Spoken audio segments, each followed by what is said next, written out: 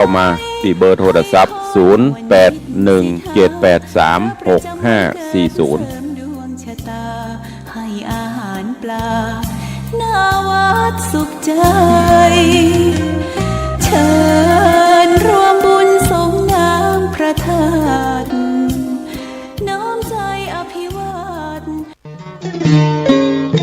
ข่าวสารเพื่อการประชาสัมพันธ์ขอเชิญชวนผู้ใจบุญใจกุศลร่วมทำบุญทอดผ้าป่าสามัคคีประจำปีพุทธศักราช 2568 เพื่อบูรณะวิหารปูพื้นกระเบื้องไวนิลตารางเมตรละ 699 บาทจำนวน 150 ตารางเมตรทำโครงเหล็กป้องกันนกรอบวิหารราดพื้นเททรายล้างหน้าวิหารราวบันไดเหล็กสแตนเลสทาสีรอบวิหารเปลี่ยนระบบไฟฟ้าปรับปรุงทัศนียภาพวิหารบูรณะปฏิสังขรณ์ถาวรวัตถุภายในวัดทอดถวายณวัดดอนตันตำบลเหมืองแก้วอำเภอแม่ริมจังหวัดเชียงใหม่ตรงกับวันเสาร์ที่ 1 พฤศจิกายนพุทธศักราช 2568 ช่วงเช้า 9:39 นาทีเป็นต้นไปก็ขอเชิญชวนศรัทธานักศีลนักบุญทั้งหลายร่วมงานบุญทอดผ้าป่าสามัคคีครั้งนี้เพื่อบูรณะวิหารปูพื้นกระเบื้องไวนิลรวมไปถึงทำโครงเหล็กป้องกันนกรอบวิหารราดพื้นเททรายร้างหน้าวิหารราวบันไดเหล็กสแตนเลสทาสีรอบวิหารเปลี่ยนระบบไฟฟ้าปรับปรุงทัศนียภาพวิหารบูรณะปฏิสังขรณ์ถาวรวัตถุภายในวัดดอนตันตำบลเหมืองแก้วอำเภอแม่ริมจังหวัดเชียงใหม่เสาร์ที่ 1 พฤศจิกายน 2568 นี้เชิญท่านร่วมงานร่วมบุญร่วมบริจาคได้บุญได้กุศลโดยทั่วหน้ากัน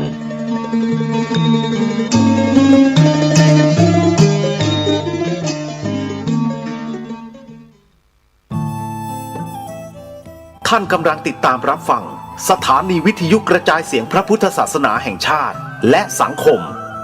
คลื่นเพื่อการศึกษาพระพุทธศาสนาและวัฒนธรรมระบบ FM 104.5 เมกะเฮิรตซ์รายการต่อไปเป็นรายการคดีโลกคดีธรรม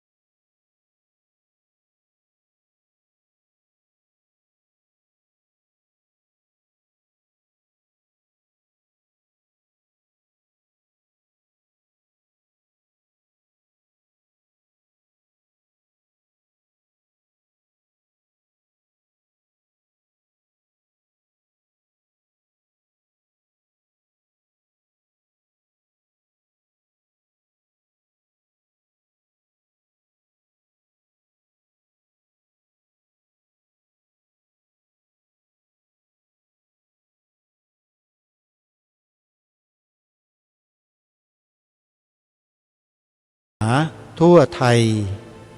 เพื่อติดตามรับฟังรายการนี้ได้ทุกวันวันหนึ่งฟังได้ถึง6 เวลาต่างสถานีกันไม่ว่าจะเป็นวัดหนองกายวัดอารามมงคลออกอากาศเวลา 9 นาฬิกาวัดป่าจริยธรรมวัดศรีอุดมวงศ์วัดสามชุกออกอากาศเวลา 10 นาฬิกา วัดฝายหินออกอากาศ3 เวลาคือ11 นาฬิกา17 นาฬิกาและ1 นาฬิกาวัดบ้านปลาคูนออกอากาศเวลา13 นาฬิกาทั้งหมด6 เวลาที่ท่านสามารถรับฟังผ่านแอปพลิเคชันที่ชื่อว่าวิทยุพุทธศาสนาทั่วไทยขอเชิญชวนศรัทธาสาธุชนได้ช่วยกันบอกต่อให้พี่น้องชาวพุทธของเราดาวน์โหลดแอปพลิเคชันนี้ให้ทั่วถึงกันต่อไปในอนาคต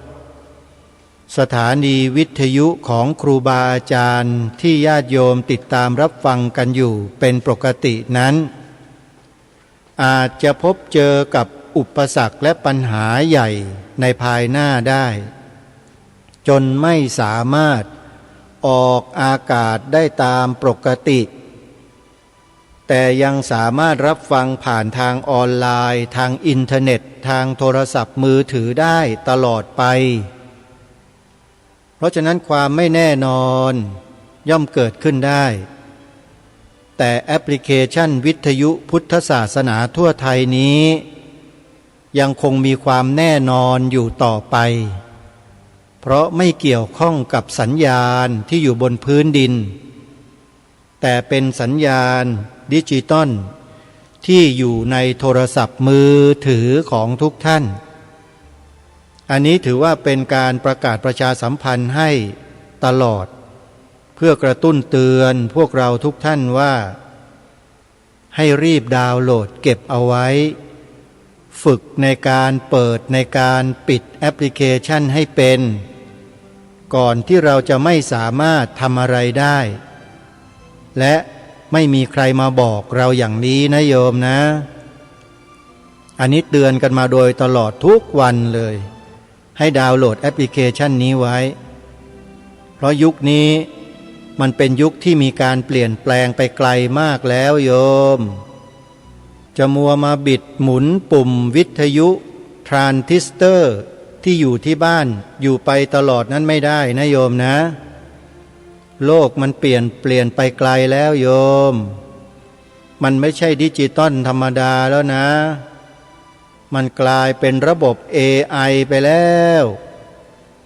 อย่างทุกวันนี้มีผู้คนให้ความสนใจระบบ AI ศึกษาเรียนรู้นำมาปฏิบัตินำมาใช้ประโยชน์กันมากมายเพิ่มขึ้นอย่างน้อยๆในโทรศัพท์มือถือของทุกท่านทุกคนเนี่ยควรจะมีแอปพลิเคชัน Chat GPT ซึ่งสามารถตอบคำถามที่เราต้องการได้ถามเรื่องใด Chat GPT ตอบได้หมดยกเว้นสิ่งที่ตอบไม่ได้เขาก็จะไม่ตอบแล้วก็บอกให้เราไปสอบถามที่นู่นที่นี่ที่นั่นแต่ส่วนมากแล้ว 99.9% เขาตอบได้หมดถามเรื่องโลกเรื่องสวรรค์เรื่องนรกเรื่องศาสนาเรื่องกินเรื่องสารพัดเรื่อง Chat GPT เขาตอบได้หมดนี่แหละเขาเรียกว่าปัญญาประดิษฐ์หรือ AI เราต้องรู้จักต้องเรียนรู้แล้วเท่าทันเขาเมื่อเขามีเราก็ต้องยอมรับแต่ไม่ใช่ยอมสิโรราบนะยอมรับว่ามีแล้วเราก็นำมาใช้ให้เป็นประโยชน์ต่อกิจกรรมของพวกเราอย่างพระสงฆ์เราเนี่ยก็ใช้สิ่งเหล่านี้มาทำการศึกษาค้นคว้าสาระประโยชน์เพื่อเผยแผ่พระพุทธศาสนาให้ดียิ่งขึ้นสามารถทำได้อาตมาภาพก็ใช้ระบบตัดต่อระบบสร้างภาพสร้างอะไรต่างๆก็จาก AI ทั้งนั้นเลยแล้วก็นำไปถ่ายทอดไปเผยแพร่ให้เป็นประโยชน์สาธารณะเหมือนอย่างช่อง YouTube ที่อาตมาภาพเป็นผู้ดูแลเป็นเจ้าของอยู่เนี่ยเวลาตัดต่อวิดีโออะไรๆเสร็จ ก็จะนำภาพที่ได้จาก AI นี่แหละมาทำเป็นภาพปกของรายการของเนื้อหาแต่ละเรื่องแต่ละตอนให้ท่านได้เห็นกันหน้าจอคอมพิวเตอร์หน้าจอโทรศัพท์ใน YouTube นะอย่างคำว่าสภาพุทธบริษัทถ้าพิมพ์เข้าไปใน YouTube ก็จะเห็นสิ่งที่อาตมภาพได้ทำเอาไว้ขึ้นมาให้ท่านทั้งหลายได้เห็นกันเลยท่านลองไปเปิดดูนะใน YouTube พิมพ์คำว่าสภาพุทธบริษัทก็จะเจอคลิปนั้นเลยเป็นพื้นสีน้ำเงินนะแล้วก็มีตราโลโก้ของสภาพุทธบริษัทคดีโลกคดีธรรมสวนป่าสามัคคีทำอะไรเหล่านี้รวมอยู่ในนั้นลองไปเปิดดูโยมจะได้รับความรู้และสาระบางสิ่งบางอย่างที่เรายังไม่รู้กันเอาละท่านสาธุชนทุกท่านวันนี้เป็นวันแรกของการจัดงานปฏิบัติธรรมอยู่ปริวาสกรรมที่วัดศรีอุดมวงศ์ตำบลศรีสงครามอำเภอวังสะพุงจังหวัดเลยโดยท่านอาจารย์พระครูอุดมวรานุวัตรเจ้าอาวาสเจ้าคณะตำบลศรีสงครามจัดกิจกรรมนี้ขึ้นก่อนเข้าพรรษาพระสงฆ์จะมาอยู่ปริวาสกรรมกันที่นี่จำนวนหนึ่งถึงแม้จะไม่มากเป็นร้อยเป็นพันแต่ก็มีหัวใจศรัทธาเลื่อมใสให้ญาติโยมได้ร่วมทำบุญกันสำหรับสาธุชนญาติโยมที่จะเป็นเจ้าภาพภัตตาหารเช้าภัตตาหารเพลน้ำปานะหรือจะร่วมมาปฏิบัติธรรมฟังธรรมะในงานดังกล่าวก็สามารถเดินทางมาร่วมกิจกรรมกันได้ที่วัดศรีอุดมวงศ์สอบถามรายละเอียดที่หมายเลขโทรศัพท์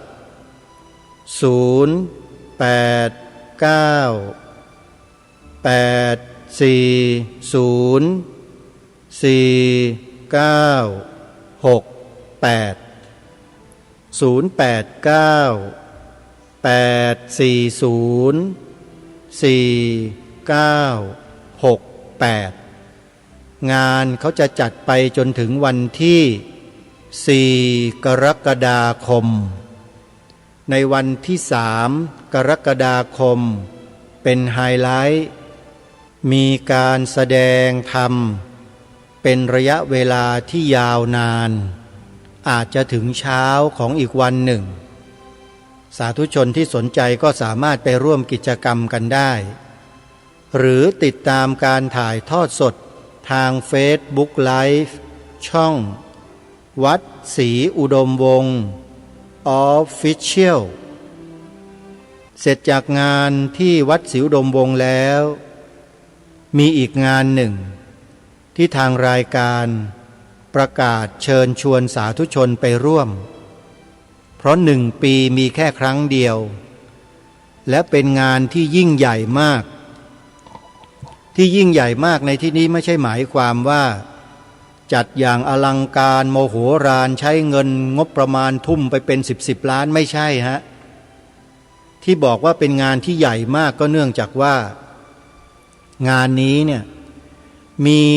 สัตว์เลี้ยงที่ใหญ่ที่สุดในโลกมาร่วมกิจกรรมเป็นร้อยชีวิต100 กว่าเชือกถ้าพูดถึงสรรพนามว่าเชือกทุกคนก็ทราบทันทีใช่ไหมฮะว่าสัตว์ที่ยิ่งใหญ่โตที่สุดในโลกนั้นคืออะไร Elephant ช้างโยมงานนี้เรียกว่าเป็นงานช้างอย่างแท้จริงและเป็นงานมหามงคลคืองานอุปสมบทหมู่ครั้งใหญ่1 ปีมีครั้งเดียวที่วัดป่าอาเจียงบ้านหนองบัวตำบลกระโพอำเภอท่าตูมจังหวัดสุรินทร์ ท่านอาจารย์พระครูสมุหารปัญญาทโรเจ้าอาวาสวัดป่าอาเจียงท่านให้มาประชาสัมพันธ์บอกญาติโยมเผื่อว่าท่านใดต้องการจะรับเป็นเจ้าภาพอุปสมบทพระภิกษุก็สามารถติดต่อเพื่อขอรับเป็นเจ้าภาพได้กับทางวัดเลยโยมติดต่อสอบถามรายละเอียดไปที่วัดได้นะโยมนะเดี๋ยวจะแจ้งบอกเบอร์โทรศัพท์หลังจากที่บอกรายละเอียดของกิจกรรมให้ทราบกิจกรรมงานอุปสมบทหมู่โดยใช้ช้างจำนวนโขลงใหญ่100 กว่าเชือกทำการแห่นาคเข้ามายังวัดป่าอาเจียงจะมีขึ้นในวันที่5 กรกฎาคมพอเสร็จจากงานวัดศรีอุดมวงศ์วันที่4 กรกฎาคมงานอุปสมบทหมู่ก็จะเกิดขึ้นในวันรุ่งขึ้น5 กรกฎาคมทันทีที่วัดป่าอาเจียงดังกล่าวในวันที่5 กรกฎาคมนั้นมีกำหนดการดังต่อไปนี้เวลา6 นาฬิกาปลงผมนาคเวลา9 นาฬิกาประกอบพิธีบายสีสู่ขวัญเวลา12 นาฬิกาแห่นาคด้วยขบวนช้างโขลงใหญ่เวลา13 นาฬิกาช้างและเจ้าภาพร่วมกันมอบผ้าไตรให้แก่นาคเวลา14 นาฬิกาพิธีอุปสมบทเวลา18 นาฬิกาพิธีเจริญพระพุทธมนต์สมโภชพระภิกษุบวชใหม่นี่คือกิจกรรมในวันที่5นะในวันรุ่งขึ้นวันที่6 กรกฎาคมเวลา7 นาฬิกามีพิธีใส่บาตรพระภิกษุสงฆ์ที่อุปสมบทใหม่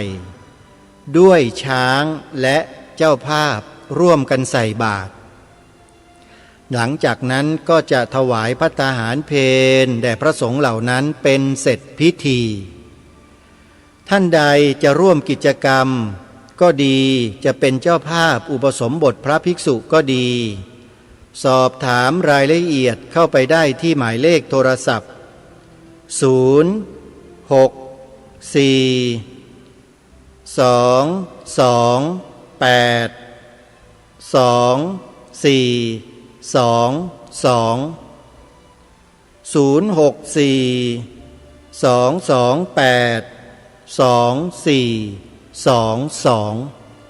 อนุโมทนาบุญ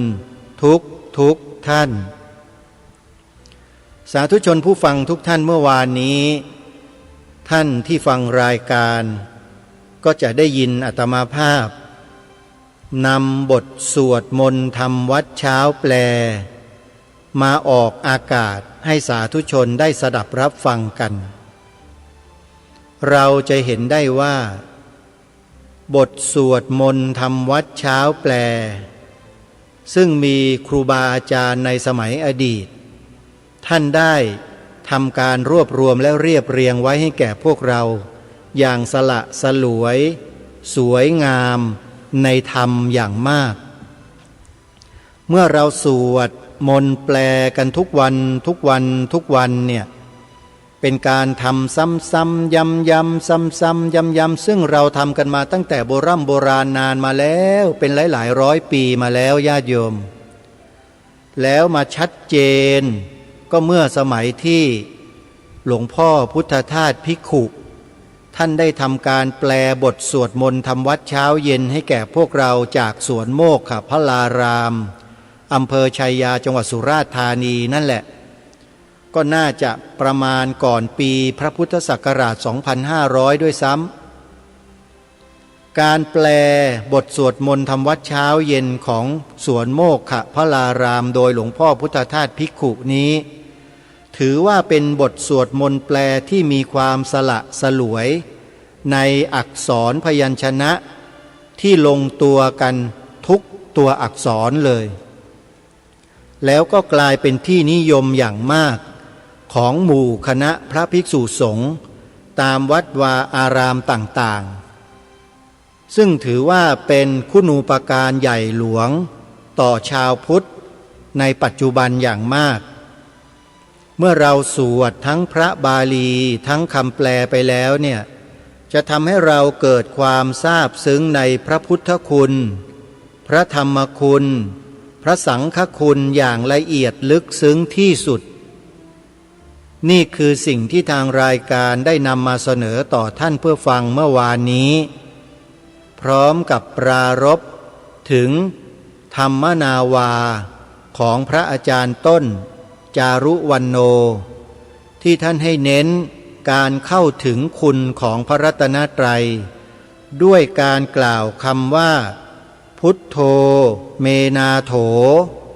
พระพุทธเจ้าเป็นที่พึ่งอันประเสริฐของข้าพเจ้าธัมโมเมนาโถพระธรรมเป็นที่พึ่งอันประเสริฐของข้าพเจ้าสังโฆเมนาโถพระสงฆ์เป็นที่พึ่งอันประเสริฐของข้าพเจ้าท่านพระอาจารย์ต้นได้ย่อลงมาเป็นฉบับย่นย่อเหลือแต่เพียงเท่านี้ก็ยังสามารถที่จะเข้าถึงคุณของพระรัตนตรัยได้เลยจะป่วยกล่าวไปใยกับบทสวดมนต์ทำวัดเพื่อบูชาคุณของพระรัตนตรัยที่องค์หลวงพ่อพุทธทาสได้ทำการแปลไว้อย่างสละสลวยนั้นจะไม่สามารถเข้าถึงคุณของพระรัตนตรัยได้เล่ายิ่งจะเข้าถึงมากเสียกว่าที่ท่านพระอาจารย์ต้นได้ย่นย่อลงมาเสียอีกเพราะฉะนั้นไม่ว่าจะเป็นของหลวงพ่อพุทธทาสภิกขุที่แปลอย่างสละสลวยในบทพุทธคุณธรรมคุณสังฆคุณหรือจะเป็นบทย่นย่อของพระอาจารย์ต้นก็ตามก็สามารถเข้าถึงคุณของพระรัตนตรัยได้เหมือนกันโยมแต่แตกต่างกันตรงรายละเอียดของพระอาจารย์ต้นเนี่ยจะได้แค่นิดเดียวสั้นๆแต่เข้าถึงได้แต่สำหรับบทสวดมนต์ทำวัดเช้าเย็นแปลนั้นจะเข้าถึงอย่างลึกซึ้งอย่างละเอียดละออมากกว่าอันนี้ฟ้องด้วยหลักฐานด้วยข้อมูลด้วยความเป็นจริงไม่ได้ไปบลูรี่ของใครทั้งนั้นนะโยมเอาความจริงมาพูดกันเพราะอาตมาภาพอยากให้ทุกฝ่ายเนี่ยลงรอยกันด้วย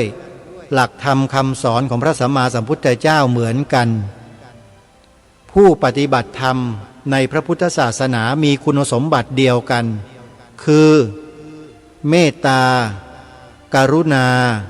เอื้อเฟื้อเผื่อแผ่กันและกันจะไม่ทำร้ายไม่ทำลายไม่เบียดเบียนกันทั้งกายวาจาใจนะถ้าใครยังเบียดเบียนกันอยู่ไม่ว่าด้วยกรณีใดก็แล้วแต่เบียดเบียนกับผู้คนที่ทำประโยชน์ให้กับพระพุทธศาสนานะอันนี้ขอย้ำก่อนนะอย่างพระอาจารย์ต้นจารุวรรณโนธรรมนาวาเนี่ย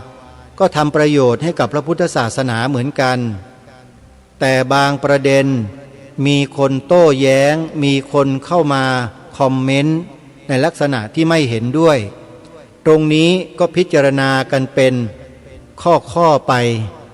อย่าไปเหมารวมทั้งหมดนะอันนี้ต้องกรุณาต้องเมตตาต่อกันและกันแต่ถ้าอีกกรณีหนึ่งด่าพระว่าพระเป็นมหาโจรเพราะว่าเพียงการรับปัจจัยจากมือญาติโยมเนี่ยถ้ากรณีอย่างนี้เนี่ยก็จะต้องพิจารณาให้มากๆพิจารณาให้หนักๆแล้วก็ฟังครูบาอาจารย์ที่ท่านได้อธิบายขยายความถึงกลุ่มบุคคลพวกนี้ให้พวกเราได้รับรู้รับทราบกันให้เยอะๆเหมือนอย่างที่ทางรายการแนะนำให้พวกเราเข้าไปดูคลิปใน YouTube ของพระมหาอุเทนปัญญาปริทัศน์นโยมท่านได้อธิบายความยกพระบาลีพระวินัยต่างๆขึ้นมาพร้อมทั้งสถานการณ์ของปัจจุบันมาเทียบเคียงกันกับสถานการณ์ในครั้งพุทธกาลว่าแตกต่างกันไปโดยสิ้นเชิงแล้วจะให้ย้อนกลับไปอยู่เหมือนสมัยพุทธกาลนั้นก็บ้าแล้วโยมมันไม่ใช่แล้วนะ พระสัมมาสัมพุทธเจ้าทรงเป็นพระบรมศาสดาผู้ทรงอภิมหาปัญญาสูงสุดในจักรวาลทั้งปวงไม่มีใครเสมอเหมือนพระพุทธองค์เพราะฉะนั้นพระธรรมวินัยต่างๆที่พระองค์ได้ทรงบัญญัติไว้นั้นทำการศึกษาเรียนรู้ให้ครอบคลุมนะโยมไม่ใช่ไปหยิบยกเอาอาบัติข้อเดียวมาโจมตีพระสงฆ์ว่าเป็นมหาโจรอยู่วันยังค่ำอย่างนั้นทำไมถึงโง่กันขนาดนั้นก็ไม่ทราบไม่มีปัญญาที่จะศึกษาเรียนรู้ให้มันกว้างขวางให้มันละเอียดมากกว่านั้นหรือขออภัยนะขอตำหนิแรงๆหน่อยก็มาว่าพระเป็นมหาโจรเนี่ยโยมพระก็ต้องตอบโต้บ้างดิไม่ใช่พระอรหันต์นี่จริงไหมฮะมาว่ากันอย่างไม่มีปี่ไม่มีขลุ่ยอย่างเนี้ยมาโจมตีกันอยู่แบบนี้อยู่ได้แล้วคนก็ยังหันไปนับถือหน้าถือตายกันอยู่ไปเรียกอาจารย์จริงๆแล้วไม่ใช่หรอกเป็นจานบินมาจากไหนก็ไม่รู้มาตกลงประเทศไทยแล้วก็มาทำอะไรในลักษณะดังกล่าวไปฟังท่านพระมหาอุเทนพูดเถอะแล้วท่านจะทราบดีฟังอาตมาภาพหรือกระผมพูดเดี๋ยวบางทีท่านก็จับไม่ได้สับและจับไปกระเดียดมันก็ทำให้เกิดเป็นปัญหากับตัวท่านเองได้ไปเปิดดูนะครับครูบาอาจารย์รูปใดที่มีความสนใจนะฮะ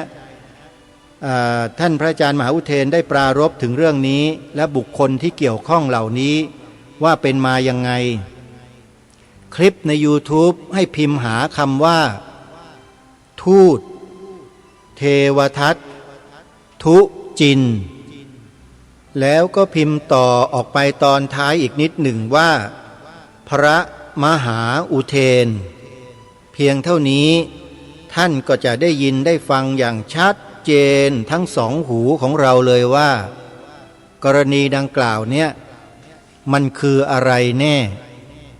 ถ้าเราไม่เข้าไปดูถ้าเราไม่เข้าไปฟังเราก็ไม่เข้าใจและไม่รู้แล้วอาจจะมาตำหนิผู้ดำเนินรายการให้เป็นบาปเป็นกรรมได้นะอันนี้ต้องขอเตือนไว้ก่อนโยมหรือถ้าหากว่าท่านนั้นที่ตำหนิอาตมาเป็นสาวกของพวกทูตเทวทัตทูตจินก็ไม่เป็นไรโยมด่าว่าได้เลยแล้วก็กรุณารับกรรมนั้นไปเต็มๆนะอาตมาไม่เอาด้วยนะโยมจะให้อภัยตลอดเวลาเพราะไม่รู้ว่าจะไปตอบโต้คนพวกนี้เพื่ออะไรไม่มีประโยชน์โยมเพียงแค่แนะนำพวกเราชาวพุทธด้วยกันนี่แหละให้รู้เท่าทันคนพวกนี้อย่าไปหลงกลอย่าไปหลงคารมอันเนี้ยสำคัญมากนะขอฝากพวกเราชาวพุทธทุกท่านทุกคนไว้ทั้งพระทั้งโยมนะครับในฐานะที่อยู่กับข้อมูลอยู่กับเหตุการณ์เนี่ยจะทราบสิ่งเหล่านี้เป็นอย่างดีไม่เช่นนั้นก็คงจะไม่นำมาพูดแล้วก็ไม่แนะนำให้ทุกท่านเข้าไปดูไปชมกันนะไปติดตามรับชมไปดูกันนะครับและถ้าต้องการจะรู้จักคนพวกนั้นพวกทูตเทวทัตทูตจินแบบละเอียดลึกซึ้งถึงต้นตอของคนพวกนี้นะก็มีอีกคลิปหนึ่งที่จะแนะนำใน YouTube มีคนเขาลากไส้คนพวกนี้มาแฉมาดูมาเปิดโปงกันเลยว่ามีต้นตอมาจากที่ไหนอย่างไรให้พิมพ์หาในชื่อว่าธนวัฒน์โจกกระโทกธนวัฒน์โจกกระโทกทอทงนอหนูนะฮะอ่านว่าธนะเนี่ยนะครับธนวัฒน์ธนะเนี่ยวัดนะฮะธนวัฒน์โจกกระโทกเขาไปลากไส้อดีตคนพวกนี้ออกมาให้เราเห็นชัดเจนว่าเป็นใครกลุ่มไหนมาทำอย่างนี้เพื่ออะไรมันชัดเจนฮะนี่แหละแผนการไดอะล็อกที่ฝ่ายตรงข้ามเขาทำกับประเทศไทยของเรามาช้านานแล้วมีเอกสารลับบุลเลตินอยู่ในข้อมูลเหล่านี้ด้วยนะพูดแค่นี้ท่านใดที่เคยศึกษาเรียนรู้ข้อมูลเหล่านี้ก็จะทราบดีนะครับคงไม่ต้องลงรายละเอียดเพราะเรื่องนี้ครูบาอาจารย์ในสมัยอดีตท่านทราบเป็นอย่างดีแล้วท่านก็ถ่ายทอดเรื่องราวเหตุการณ์ถ่ายทอดเอกสารลับ confidential ที่เขาถือว่าลับสุดยอดนั้นเนี่ยมันถูกเปิดเผยในที่สุดเพราะเขาไม่เชื่อพระพุทธเจ้าไงว่านัตถิโลเกระโหนามะพ ระพุทธองค์ตรัสไว้แล้วว่าความลับไม่มีในโลกเพราะฉะนั้นเอกสารบุลเลตินหรือว่าเอกสารลับเหล่านี้หรือว่าขบวนการไดอะล็อกเหล่านี้เนี่ยพวกเราชาวพุทธ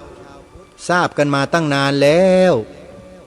แต่คนในยุคนี้ในยุคของดิจิตอลในยุคข่าวสารข้อมูลเพิ่งจะเกิดขึ้นเนี่ย Information Age เนี่ยนะฮะไม่ทราบไม่รู้เพราะไม่เคยติดตามข้อมูลในสมัยก่อนมันเผยแพร่ได้ไม่กว้างไกลฮะข้อมูลเหล่านี้มีแต่ส่งต่อเป็นเอกสารจัดประชุมสัมมนากันในพื้นที่เท่านั้นเองแต่จะกระจายออกไปอย่างนี้มันไม่มีเดี๋ยวนี้มันมี YouTube แล้วไงนะเมื่อ 20-30 ปีที่แล้วมันไม่มีอย่างนี้โยมอาตมาภาพทำงานเหล่านี้มาจะทราบสิ่งเหล่านี้ดีเพราะอยู่ในช่วงของยุคของการเปลี่ยนผ่านเทคโนโลยีด้วยมันก็เลยสามารถที่จะบอกและแจ้งกับพวกเราให้ทราบร่วมกันเพื่อศึกษาเรียนรู้ในเหตุการณ์เหล่านั้นด้วยกันและสิ่งเหล่านั้นมันก็ทิ้งเชื้อร้ายเนี่ยเอาไว้ในรูปของการปลอมปนและปลอมแปลงคำสอนของพระสัมมาสัมพุทธเจ้าแล้วก็มาชุบตัวให้เป็นชาวพุทธดูแล้วเหมือนมากเลยถ้าไม่เหมือนชาวพุทธจะไปหลงไหลคลั่งเคล้อกันอยู่ทำไมใช่ไหมฮะแล้วไม่ใช่คนธรรมดาด้วยนะไปหลงไหลกันอยู่เนี่ยมีระดับกันด้วยนะไม่ธรรมดานะโยมฟังท่านพระมหาอุเทนพูดและจะเข้าใจเรื่องนี้ติดตามฟังใน YouTube ได้นะขอบอกชื่อคลิปอีกครั้งหนึ่งเผื่อบางท่านสนใจไปหาปากกาจดไม่ทันจดนะจดเอาไว้นะคลิปที่ชื่อว่าใน YouTube นะใน YouTube คลิปที่ชื่อว่าทูตเทวทัตทุจินพระมหาอุเทนจดทันไหมโยมแล้วเข้าไปรีบไปเข้าดูนะเดี๋ยวเขาจะลบทิ้งซะก่อนเพราะคนพวกนี้มันทำเป็นขบวนการใหญ่โตจะครอบคลุมจะครอบงำจะยึดความเป็นประเทศไทยของเราให้ได้เขาทำทุกอย่างแหละพูดอย่างนี้หลายคนไม่เชื่อหรอกลองไปฟังดูนะทูตเทวทัตทุจินพระมหาอุเทนเอาละญาติโยมสาธุชนเวลาก็ล่วงเลยมาพอสมควรแล้วในค่ำคืนดึกดื่นเที่ยงคืนตีหนึ่งไม่ทราบว่ามีญาติโยมฟังกันสักกี่คนเนาะทางสถานีวิทยุวัดฝายหินเนี่ยโยมที่ฟังกลางคืนนะโยมใครที่ฟังอยู่อาตมาภาพอนุญาตให้โยมโทรศัพท์เข้ามาพูดคุยกับอาตมาได้เลยนะเที่ยงคืนตีหนึ่งเนี่ยโยมโทรมาเถอะโยมแสดงความคิดเห็นหน่อยจะโทรมาปรารภพูดคุยกันด้วยเรื่องเหล่านี้หรืออะไรก็แล้วแต่หรือจะคอยแนะนำรายการเรื่องเสียงเรื่องของเนื้อหาอะไรต่างๆเนี่ยยินดีนะโยมยินดีที่จะให้โทรศัพท์กันเข้ามาได้นะอย่างค่ำคืนนี้นะคืนวันที่25ซึ่งถือว่าเป็นช่วงรอยต่อหลังจากเที่ยงคืนมาก็เป็นวันที่25แล้วโยมอาตมาภาพออกรายการนะวันแรกชั่วโมงแรกก็คือสถานีวิทยุ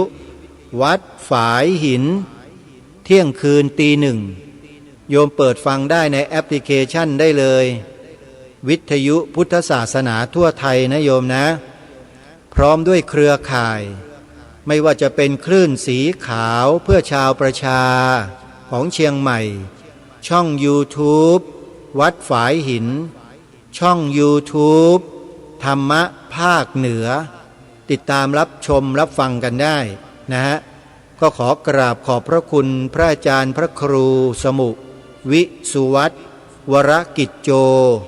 เจ้าอาวาสวัดฝายหินผู้อำนวยการสถานีวิทยุพระพุทธศาสนาแห่งชาติและสังคมประจำจังหวัดเชียงใหม่ FM 104.50 เมกะเฮิรตซ์ที่เปิดพื้นที่ให้กับรายการคดีโลกคดีธรรมมากที่สุดถึง3ช่วงเวลาคือ 11 นาฬิกา 17 นาฬิกาและเที่ยงคืนตีหนึ่ง บางครั้งก็เที่ยงคืนบางครั้งก็ตีหนึ่งญาติโยมลองเปิดดูแล้วกันถ้าเที่ยงคืนยังไม่มาก็ต้องรอถึงตีหนึ่งแต่ถ้าเที่ยงคืนมาก็นั่นแหละโยมก็สามารถฟังได้นะโยมนะถ้าจำไม่ผิดนะครับเวลาเที่ยงคืนเนี่ยน่าจะเป็นช่วงวันจันทร์ถึงวันศุกร์แต่ถ้าตีหนึ่งก็น่าจะเป็นเสาร์อาทิตย์หรืออาจจะสลับกันก็ได้โยมลองเปิดฟังดูก็แล้วกันคืนนี้นะใครรับฟังรายการคดีโลกคดีธรรมอยู่ในตอนเที่ยงคืนตีหนึ่งเนี่ยโยมโทรศัพท์มาหาอาตมาหน่อยนะคืนนี้25 มิถุนายนเนี่ยโยมอาตมาจะรอรับโทรศัพท์ญาติโยมอยู่นะขออนุโมทนาบุญทุกท่านคุยกันบ้างโยมไม่ใช่ฟังแต่รายการนะฟังแต่อาตมาพูดอยู่ฝ่ายเดียวโยมไม่ยอมที่จะคุยกับอาตมาเลยแล้วอาตมาจะทราบไหมว่าโยมฟังรายการนี้แล้วมีความคิดความเห็นความรู้สึกเป็นอย่างไรบ้างโยมไม่ต้องกลัวอาตมาคงจะไม่ไปทำอะไรโยมหรอกไม่ว่าไม่ตำหนิโยมแน่แต่โยมตำหนิอาตมาได้เตือนได้บอกได้ยอมรับนะรายการนี้ใจกว้างนะโยมไม่ใช่ใจแคบอันนี้ขอแจ้งบอกเอาไว้เบื้องต้นเข้ามาสู่เรื่องราวเนื้อหาสาระที่ทางรายการได้พูดเอาไว้เมื่อวานนี้นำบทสวดมนต์แปลมาสาธยายให้พวกเราได้ฟังกันไปเล็กๆน้อยๆพอให้ทราบให้รู้ถึงเนื้อหาของบทสวดมนต์ทำวัดเช้าแปลว่ามีคุณค่าต่อชีวิตของพวกเราขนาดไหนโยมอาตมาภาพต้องขออนุโมทนากับพระสงฆ์สามเณรแม่ชีบาศกบาสิกาที่ได้มีโอกาสสวดมนต์ทำวัดเช้าแปลกันทุกวันโยมดีมากเลยฮะได้เข้าถึงพระรัตนตรัยอย่างลึกซึ้งได้เข้าถึงธรรมะของพระสัมมาสัมพุทธเจ้าอย่างลึกซึ้งทั้งสองส่วนเลยอาตมาก็เลยนึกถึงธงไตรรงค์ญาติโยมนึกถึงความหมายพระราชทาน3 สีของธงไตรรงค์ที่องค์พระบาทสมเด็จพระมงกุฎเกล้าเจ้าอยู่หัวรัชกาลที่6พระราชทานแก่พวกเราชาวไทยไว้โดยความตอนหนึ่งที่พระองค์พระราชนิพนธ์เอาไว้ถึงสีขาวว่าขาวคือบริสุทธิ์สีสวัสดิ์หมายพระไตรรัตน์และธรรมะคุ้มจิตไทยบทสวดมนต์ทำวัดเช้าแปลหมายถึงตรงนี้เลยชัดเจนที่สุดทั้งพระรัตนตรัยทั้งธรรมะอยู่ในบทสวดมนต์ทำวัดเช้าแปลสมบูรณ์แบบแล้วขอให้พวกเราเนี่ยเทิดธงไตรรงค์เอาไว้ให้มั่นคงนะโยมอย่าให้ใครมาสั่นคลอนมาทำลายเกียรติและศักดิ์ศรีของความเป็นไทยของเราผ่านธงไตรรงค์นี้ที่ผ่านมามีคนมันหวังจะทำนะโยมมาทำลายนะทำลายเกียรติและศักดิ์ศรีของความเป็นธงไตรรงค์ของเรานะอาตมาภาพให้สัมภาษณ์ผู้อำนวยการพิพิธภัณฑ์ธงชาติไทยไว้ในคลิปไปเปิดดูกันได้เลยโยมพิมพ์คำว่าสภาพุทธบริษัทก็ได้ใน YouTube นะใน YouTube สภาพุทธบริษัทดีทีวีน่าจะเจอเลยแหละเพราะเพิ่งอัปโหลดลงใน YouTube ไปไม่กี่สัปดาห์ที่ผ่านมานี้เองหรือถ้าจะไปดูอีกชื่อหนึ่งก็ได้บิดเบือนธงชาติดีทีวีเหมือนกันบิดเบือนธงชาติดีทีวีก็สามารถเข้าไปดูได้หรืออีกชื่อหนึ่งภัยคุกคามพระพุทธศาสนาดีทีวีก็ได้การฟังรายการคดีโลกคดีธรรมโยมต้องติดตามนะติดตามในสิ่งที่แนะนำให้ไปติดตามอย่างให้เปิดดู YouTube เหล่านี้เป็นการศึกษาข้อมูลเพิ่มเติมจากที่ทางรายการได้พูดไปเพียงย่นย่อบอกทุกท่านว่ามีกรณีนี้เกิดขึ้นในบ้านเมืองเราจริงโยมก็ไปเปิดฟังเปิดดูใน YouTube เพราะรายละเอียดมันจะอยู่ในนั้น อาตมาภาพจะนำมาเปิดให้ฟังก็เปิดได้อยู่แต่มันก็ยังไม่ถึงโอกาสและเวลานั้นโยมเวลาพูดเรื่องอะไรก็แล้วแต่ก็จะพูดไปจนยาวจนกระทั่งเวลาใกล้จะหมดถึงจะรู้สึกว่าหมดเวลาแล้วอย่างวันนี้ก็เหมือนกันเนี่ยพูดไปก็ต้องดูเวลาไปด้วยเพราะเดี๋ยวกลัวจะเกินเวลาไปเพราะว่ารายการนี้เวลาพูดเรื่องราวเหล่านี้แล้วจะพูดไม่หยุดพูดได้ตลอดหยิบตรงนั้นมาเชื่อมตรงนี้ตรงนู้นมาเชื่อมตรงนี้เข้ากันแล้วก็บอกให้ไปทางนู้นทางนี้มันจะไปได้ตลอดมันเกิดจากประสบการณ์ตรงๆญาติโยมที่ทำงานเนี่ยประสบการณ์ไปจัดอบรมไปศึกษาเรียนรู้ก็แค่15 วันนักเผยแผ่ธรรมะทางวิทยุกระจายเสียงเป็นหลักสูตรระยะสั้นที่มหาวิทยาลัยมหาจุฬาลงกรณราชวิทยาลัยร่วมกับกรมประชาสัมพันธ์จัดอบรมโครงการพระนักจัดรายการธรรมะทางสถานีวิทยุพอจบหลักสูตรแล้วก็สอบผู้ประกาศได้อันดับต้นๆคือคะแนนสูงสุดอยู่ในกลุ่มของผู้ได้รับคะแนนสูงสุดในการสอบใบผู้ประกาศที่กรมประชาสัมพันธ์ในยุคนั้นโยมบัตรผู้ประกาศของอาตมาภาพเนี่ยเป็นบัตรรุ่นเก่าเหมือนกับของนักอ่านข่าวของกรมประชาสัมพันธ์ปรีชาทรัพย์โสภาใครต่อใครเนี่ยเป็นใบประกาศรุ่นเก่ายังอยู่เลยโยมเก็บเอาไว้เป็นที่ระลึกเดี๋ยวนี้ก็ออกเป็นบัตรพลาสติกสีสันสวยงามแล้วแต่อาตมาภาพคิดว่าของเก่านั้นมีคุณค่ามากกว่าทำไมมีคุณค่าเพราะมีตราครุฑขนาดใหญ่ทับไปตรงกลางบัตรเลยโยมทำให้อาตมาเนี่ยภูมิใจมาก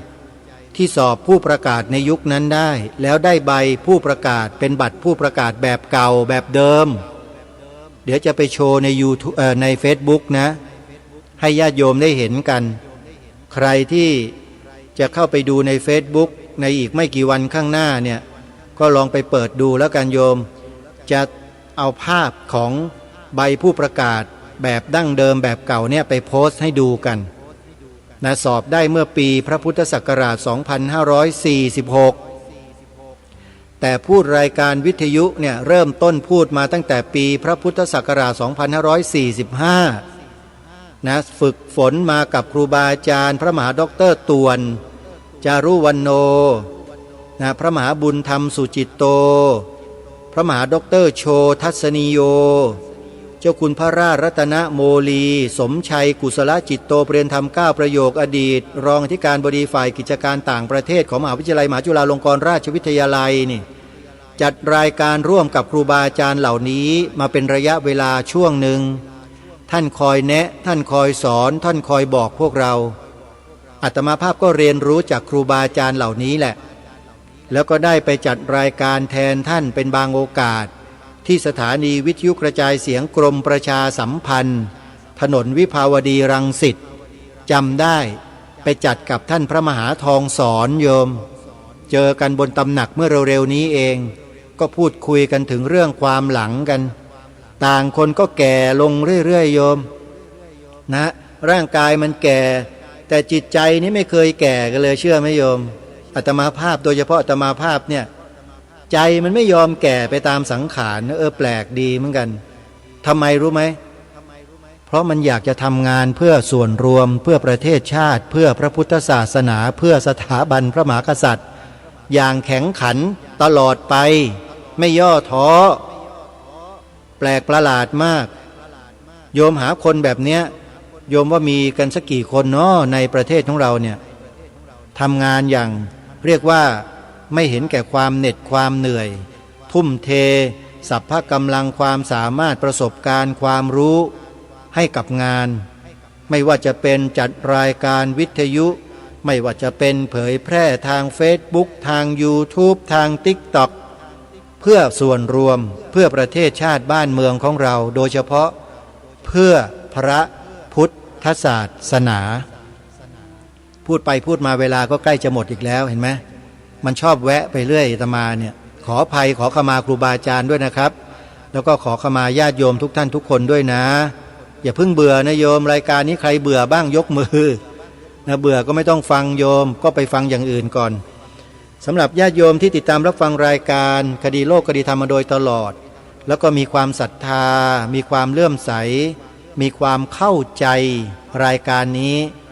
อาตมาภาพต้องขออนุโมทนาขอบคุณอย่างมากที่ญาติโยมเข้าใจสำคัญที่สุดคือความเข้าใจอาตมาภาพไม่ได้ต้องการอย่างอื่นนะโยมคำยกยอปอปั้นสรรเสริญอะไรต่างๆอาตมาไม่ได้สนใจเรื่องพวกนั้นเพราะเป็นเรื่องธรรมดาแม้แต่คำตำหนิคำนินทาด่าว่าอาตมาภาพก็ไม่ได้ไปสนใจมากมายอะไรเพราะถือว่าแต่ละคนเนี่ยมีความคิดเป็นของตนเองกันทั้งนั้นใครจะคิดอย่างไรจะพูดอย่างไรจะทำอย่างไรขึ้นอยู่กับชีวิตของคนนั้นๆโยมไม่ได้เกี่ยวกับชีวิตของเราเราเนี่ยตั้งใจอย่างไรพูดอย่างไร